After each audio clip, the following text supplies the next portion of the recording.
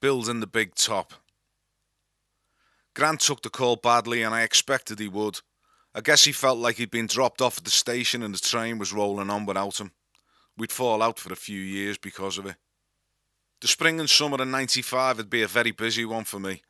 We'd just moved into our new house, and I was working days at the house and then driving to Barnet to work nights in the studio. I was doing 16 hours a day, and although it was exhausting, I was on a mission. I ordered up timber and the other materials and started by building a room within a room that would become the studio. Building the internal walls and ceiling was easy enough, and wiring the sockets and lights was what I was doing for a living, but it needed a hand with the wiring between the live room and the control room, and I enlisted the help of Martin Russell. Martin had built his own studio, and he designed me patch bay and told me how to wire it up. Whenever I pull one of the patch bays out of the rack for the odd bit of maintenance, I'm always staggered at the amount of cables behind there and stunned that I managed to wire it all in and got it working. Money was tight, so wherever I could save a few quid I would. This turned me into a skip magpie. I couldn't drive past a fully loaded skip in the road without stopping and having a look if there was anything in there that I could use. Recycling stuff from the house meant I scavenged the kitchen, a couple of doors, and loads of other odds and ends. After what seemed like ages, I got the studio finished. The final addition to the decor was the 1,000 copies of Tearing My Soul Apart that were attached to the carpeted ceiling by small Velcro strips. The studio was originally going to be the playground for Dr. Jolly's Salvation Circus, and it seemed appropriate to call the studio Big Top. Audio company Alesis had manufactured an 8-track digital recorder called an ADAT that used VHS tapes as the recording medium, and I bought 2 of these. They were a couple of grand each, but compared to the digital machines we used during the ZTT years, they were cheap as chips. I bought a decent mixing desk and about £1,000 worth of microphones, and I was ready to roll and start recording my first solo album. With the building work and the equipment cost, I'd come in just under my 10 grand budget. It was the best 10 grand I ever spent. I had everything I needed to move forward and would be reliant on nobody else. I started by recording some demos of some of the songs that I'd written with Grant and tackling the lead vocals myself. Before I started my own recordings, I spent a couple of days with Martin Russell at his place and recorded half a dozen tracks to get his opinion on my fledgling solo career. I drafted in Ultravox's Billy Curry to play viola on a demo of a track called Broke. I'd met Billy back in the day and he'd moved into my old neighbourhood about 2 weeks after I'd moved out. What an absolute gentleman, and what an outstanding and brilliant musician. I loved his dry Yorkshire humour and was over the moon when he took time out to come and play on my demo. I'd always thought that Billy was a keyboard player and that the viola was something that he picked up when he got bored with synthesizers. He took one take to play this awesome solo, drawing his bow close to the bridge to get his trademark harmonic squealing. No rehearsal, no previous listening, just walked in and smashed it out of the park. How's that, mate? His offhand manner made it seem like he was asking me opinion on a cup of tea he'd just made. Well, Billy, I think you've just blown me fucking mind. Martin was full of encouragement and praise, and this convinced me that I'd made the right decision in deciding to go it alone. I started work on my new album. I was working totally alone, and where the songs required drums, I'd programmed them, and I started playing some bass too. The intention was to continue in this fashion and just record the whole album like that, but a visit from Tony Carley would change the recording process. He popped up to check out the studio and I played him what I'd recorded so far. He was digging it and volunteered his services on the drum stool. He returned the following week with his drums and laid down a few drum tracks to replace the loops I'd been using. He asked me if Wall had heard them and suggested I get him involved. Tony's enthusiasm for the tracks gave me another boost, and I took his advice and rang Wall. Within the month, Wall had turned up and played bass on the tracks that Tony had played on, and the two of them recorded some new tracks playing together. The awesome Welsh ended up playing on 10 of the 11 tracks of what would become my first solo album, Ripe.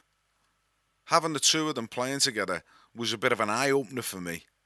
I'd spent the years since Frankie using machines to craft songs and ideas, but being in a room with Tony and Wall and playing was awesome.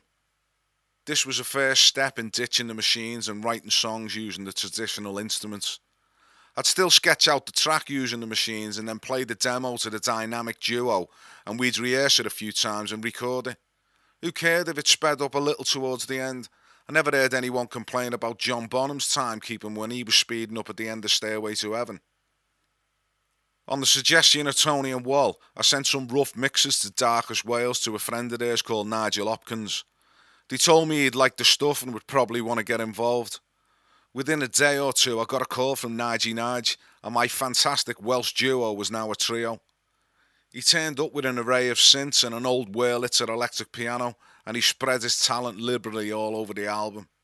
His Wurlitzer contribution on The Dark was exceptional and really made the track sound killer. Nige ended up playing on 10 of the 11 too. It was very liberating to have such top musicians at my disposal and an absolute buzz to be playing in a room with them. I had other musician buddies turn up and sprinkle their bits of genius over my songs. Mick Gaiman, the harmonica who'd played on the low stuff, turned up and played some tasty gobbine. I'd done some recording with Mitt on his solo stuff that was recorded at his friend's studio. I was playing ambient echo and weirdness and was joined by Ian Maidman on bass and Steve Monty on drums. No disrespect to my former bandmates and Frankie, but these guys were different gear. They played frequently and had completely honed their craft. I sat in the corner with a few effects pedals and noodled over the top while Ian and Monty nailed Mitt's songs to the floor. It was an honour to be asked by Mitt to play alongside these guys, and the fact that I was not intimidated and held my own, and these guys liked what I had done, was a great boost to me fragile musician's ego. Meeting these guys meant that they were now in my pool of musical talent and available should I need them. I thought Monty was a cool guy and I loved his slow groove stuff and asked him to play on a track called Broke. He absolutely killed it. It was perfect weight and his touch really made the track. My old scouse mate Tony Griffiths from The Real People was in London for a gig, so I got him up to Barnet to have a go at a track called Keep You Sweet. It was shaping up but something wasn't right and Tony was the one who fixed it. He came in, had a listen and said, "Need something a bit dubby, you know what I mean?" He picked up his bass and did something a bit dubby, and the track changed completely. Tony did some backing vocals and the album was almost complete. I'd been blessed with the amount of talented musicianship that had been bestowed upon my debut album, but the best thing about having these guys play was that there was no ego involved. I didn't have to worry about playing Monty's drums to Tony Kiley. He didn't give a fuck because they were both hired guns, albeit unpaid. Everything was falling into place with minimum effort, and all these guys whose opinion I respected were all giving me the thumbs up, so I was really confident about the album. I needed to get it mixed and pulled a couple of favours to get some studio time. I called Lola Jackman at Sam West and she organised a free day at Sam East with a guy called Tim who mixed a couple of tracks, but he didn't sound as good as I knew they could be in the right hands. Wall had a go at another studio down in Wales, and although it was an improvement, it still wasn't cutting it. Tony Kiley suggested I take it to his mate in South Wales. Tim Hamill had a studio there, and Tony said he was magic, and who was I to argue? I headed west to Tim's studio in Kidswelly. The studio was very tatty and crammed with equipment. Tim was a bad gear junkie. There were stacks of rack equipment everywhere and the place looked like it hadn't seen a vacuum cleaner, but I trusted Tony's judgment completely and I wasn't disappointed. Tim was another addition to my growing Welsh army. A lovely guy, an excellent musician, a top engineer and funny as fuck. He mixed the album and it sounded fucking great. I couldn't have been happier. It had taken a little while longer than I anticipated, but I'd finally got the finished masters in my hands and I was delighted with the results. I felt it was a good representation of my talent as a songwriter, and it was great to hear some of the songs that had been born in Grant's house, with the two of us harmonising, maturing into what I thought were fantastic songs. I felt I had matured as a musician and grown in confidence hugely from being surrounded by such great musicianship, and I thought that Right would be an apt title. Great, but what do I do next? I sent some stuff out to labels to see if anyone fancied it. You'd have thought I'd have learned me lesson after the Swan-Yard debacle, but I thought there was no harm in aiming high. I sent out half a dozen to some companies following initial phone calls and got rejection letters from them all. They all contained the classic record company snub. It's not really what we're looking for at the moment. Really? You're not looking for fantastic pop songs played by first-class musicians? What exactly are you looking for? I I wasn't disheartened, but it was a bit of a reality check. If I was 21 with a fantastic six-pack, then it would have been huge. Overweight father of three with thinning hair was not what they were looking for regardless of the tunes. I thought that being part of a band that had sold millions of records all over the world would be a big plus. It wasn't. Nobody seemed to be asked about me pedigree or history. Fuck it, I'll form my own label and put it out myself. The major drawback of going down the DIY route was that I'd have to do everything myself, but there was some comfort in knowing that if I were to fail, then it'd be down to me and not a record company dropping the ball. Okay, let's go. What should I call me label? I was, and still am, a huge fan of American comedian Bill Hicks, and I remember the sketch he had done about trying to get into a porno film when he was 16. Him and his pals turned up at the cinema in suits because they thought it would make him look older. I related to this because I tried the same thing with my pals when I was 16, trying to get into the Triple X cinema on Mount Pleasant in Liverpool, all dressed like we were going to court. The film Bill was trying to see was called Babylon Pink, and it was such a cool film title that it stuck in my brain. That's it then. Babylon Pink Recordings was going to be my label. I was going to need a sleeve. Well, how hard could that be? Me kids have been playing with Play-Doh for years, and included with the Play-Doh kit was a selection of eyes, noses, ears, arms and feet for making your own little Play-Doh creatures. Having decided that Ripe was going to be the title, I took a load of photographs of pieces of fruit and used the Play-Doh accessories to make my own little fruit men. I'd never done tabletop photography before, and whilst I thought the result was good, they would need to be passed on to someone who knew what they were doing to compile it into a sleeve and make it look decent. Enter Steve Hamill, Tim's brother, an excellent graphic artist who volunteered his services. Steve was an older version of his brother, cool, funny and very talented. Steve got to work and sent me some rough ideas and I loved it. Steve had chosen Mr. Pear to be the centre of attention and placed him on the front sleeve, standing on top of an orange against the cloudy blue sky. Mr. Pear's friends appeared on the inside sleeve.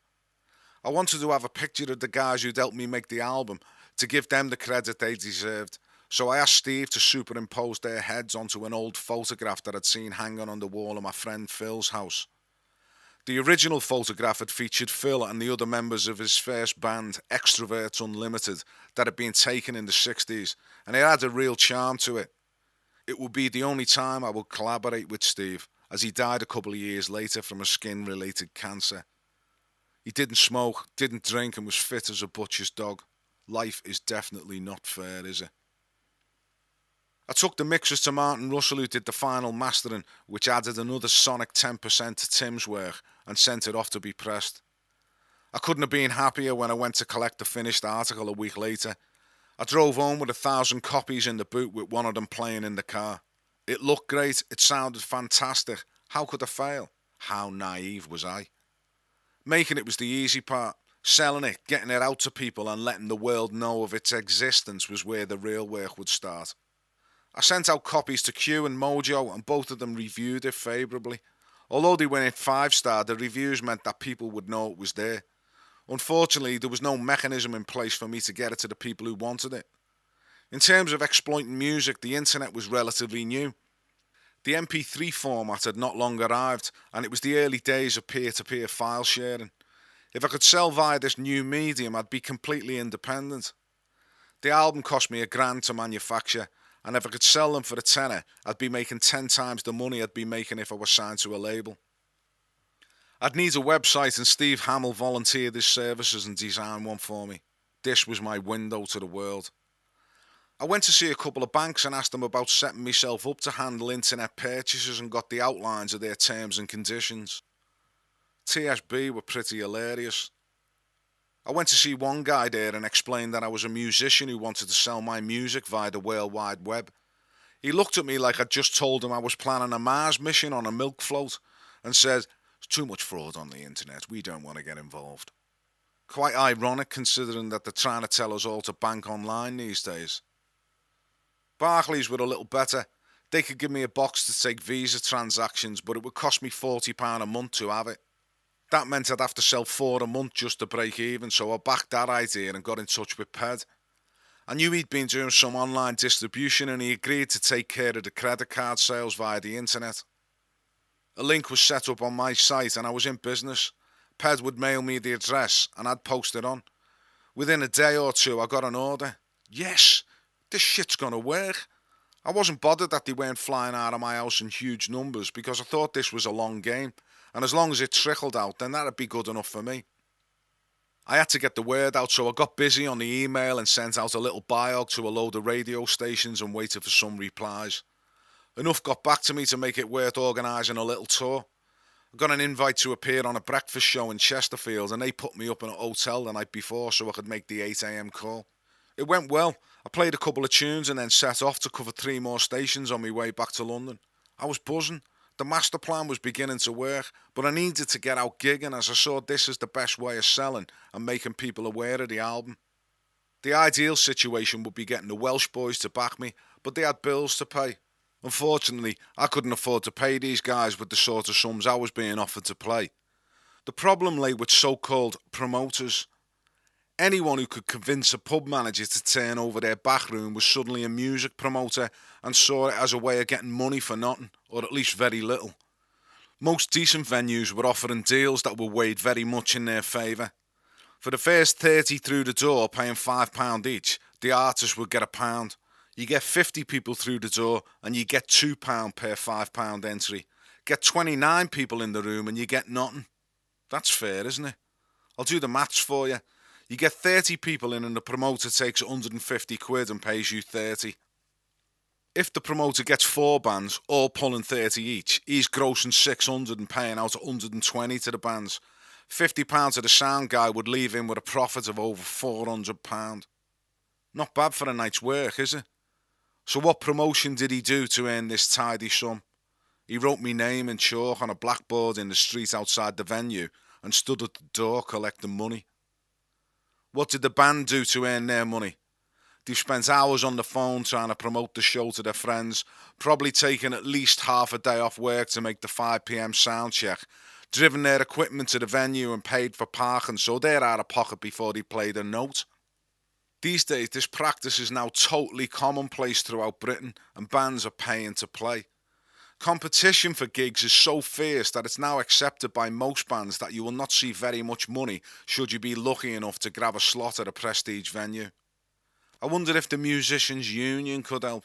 No, they probably couldn't. Well, not unless you were a member, or had a contract, or you could afford the membership fees. You can probably tell I don't really rate the Musicians' Union.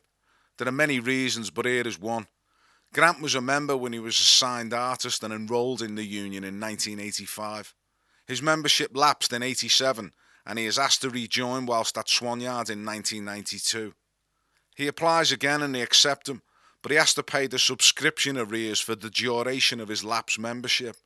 How's that right? Having to pay lapsed subscriptions for a period you were on the dole.